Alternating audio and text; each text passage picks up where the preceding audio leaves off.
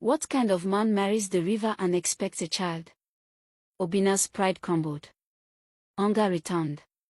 His belly growled like before, his nets empty, his canoe cracked. Desperate, he went to a ritualist, a dark man whose eyes glowed like coals. The man listened quietly, then leaned close. Your wife is no woman.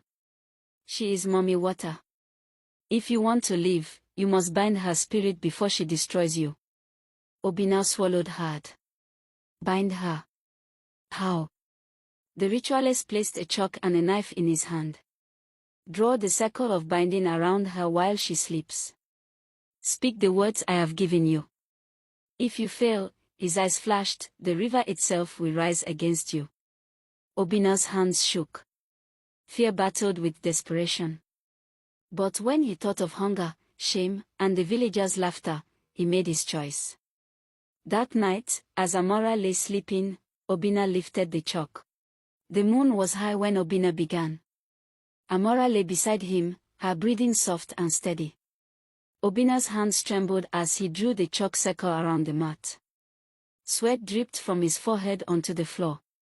The words of the ritualist burned in his mind. He whispered them shakily, his voice breaking. But before he could finish, the air shifted. The room grew heavy, the candles blew out, and cold wind swept through the hut. Amora's eyes opened. They glowed red. Obinna froze, the chalk falling from his hand. His lips would not move. His body shook. You tried to bind me. Her voice was no longer soft. It was thunder and crashing waves in human form. Amora. I only wanted my life back. I only wanted. Her scream cut him short. The ground shook. The hot walls rattled. You fool. You thought you could chain the ocean. Her hair lifted like a storm cloud, whipping around her face. The chalk circle cracked, the lines bursting like lightning. The mat lifted off the ground and split apart. Obinna covered his face, weeping. Forgive me. I beg you. But forgiveness was gone. Amora's body shimmered, scales spreading across her skin. Her tail flashed in the dim light before the hut exploded in a gust of saltwater spray. When Obinna uncovered his face, she was gone. The river had called her back. But Obinna knew it was not the end. Deep inside his chest, he felt it, like thunder waiting in the distance. The storm was coming. The village woke to a sky black as midnight, though the sun had not yet set. The wind howled like a beast, tearing palm trees from the earth. Chickens scattered, roofs flew, and the river roared louder than thunder. The elders cried out. Mommy water has risen. Obinna has angered the ocean. Men grabbed their children and ran for the hills. Women screamed and fell to their knees in prayer. But Obinna did not run.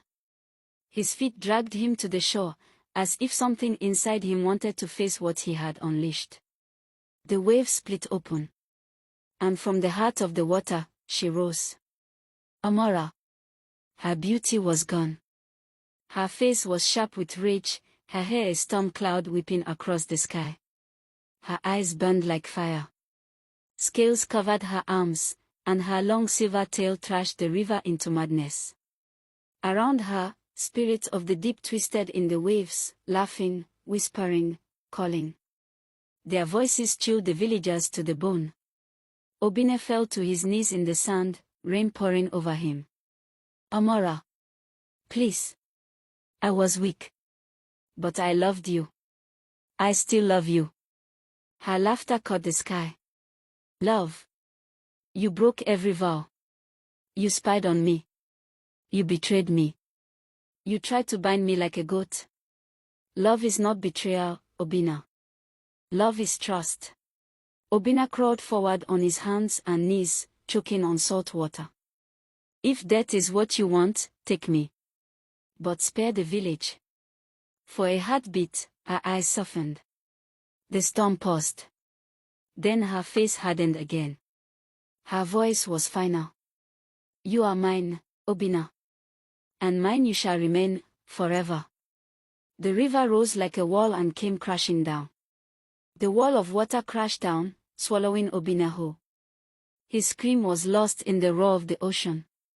Beneath the surface, the sea was alive. Shadows moved like beasts, hands of spirits reached for him, pulling him deeper. His chest burned as he fought for breath, but there was no escape. And then, he saw her. Amora. Her face floated before him, glowing faintly in the dark water. Her hand touched his cheek, not with love but with finality. Her voice echoed in his head, soft yet merciless. Forever mine. Obinna shook his head violently, bubbles escaping his mouth. He tried to push her away, but her grip was strong, her tail wrapping around him like chains. He saw flashes, his mother weeping, the villagers screaming, his broken canoe drifting on the waves. And then only darkness. The last thing Obinna heard was Amora's laugh, cold and sharp, as she dragged him into the abyss. Above, the storm ended as quickly as it began. The waves calmed. The sky cleared. The river lay still, shining under the moonlight as if nothing had happened. But Obinna was gone. The villagers came down from the hills at dawn. All they found on the beach was his canoe, cracked in two, and his fishing net tangled in the sand. His mother tore her clothes, wailing. "The river has taken my son." Her cry carried across the shore, a warning that echoed for generations. From that day, no one dared fish at the forbidden shore again. From that night, Obinna's name was no longer spoken with pity. It was spoken with fear. Mothers whispered to their children as they hushed them to sleep. "Do not wander to the river after sunset. Remember Obinna." Young men mocked each other in the marketplace. "You want to end like Obinna?" Marrying a spirit with hungry eyes. And when the waves grew rough, the elders shook their heads. The river is restless. It remembers the betrayal. It remembers Obinna. Even at weddings, when brides and grooms exchanged vows, the priestess would raise her hand and declare, "Do not betray love, do not betray trust, lest you be dragged away like Obinna." But the curse was not only in words. On nights of the full moon, fishermen swore they heard it, the muffled cry of a drowning man echoing beneath the water. Some said they saw a hand, pale and desperate, reach above the waves before vanishing again. Others swore they saw her, Amora, sitting on a rock in the distance, combing her hair with her golden comb. Her laughter floated across the water, soft and chilling, as if mocking the living. Years turned into decades, but the river never gave Obinna back. His body was never found, his soul never freed. The elders said the sea had claimed him as its own, and that his spirit wandered beneath the waves, chained to Amora forever. When storms rose suddenly on calm days, the villagers whispered, "Obinna is struggling again. Amora is dragging him deeper." On nights when the full moon painted the river silver, people swore they heard two voices, one crying in pain, the other laughing with cruel delight. Travelers passing through the coast heard the tale and carried it far beyond the village. Soon, Obinna's story spread across towns and kingdoms, until mothers everywhere warned their children. Never betray a vow. Never betray love. And never mock the spirits of the water, for they always take their due.